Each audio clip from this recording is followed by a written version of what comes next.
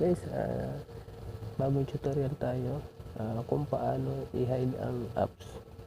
So bali guys, makakatulong to dahil may mga apps tayo na ayaw nating ipagalaw, mga games or importanteng application. Pwede nating i-hide siya. Bali hindi natin siya makikita dito sa home screen ng ating phone. Bali ito lang siya guys. Long press lang natin. Then hanapin natin dito sa baba yung hide icon, then type natin yung password. Yan. Then kung ano yung gusto nyong i-hide guys, pwede nyong i-hide dito.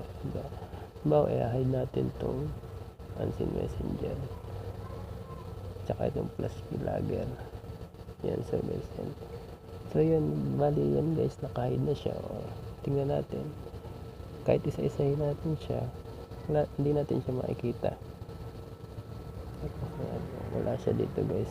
So pwede natin itago yung mga games natin or yung mahalagang apps na ayaw natin ipagamit. So ganun lang guys. Pag ibabalik naman natin, i-long press ulit natin, then i-pinit natin yung hide icon, pwede na natin siya ibalik.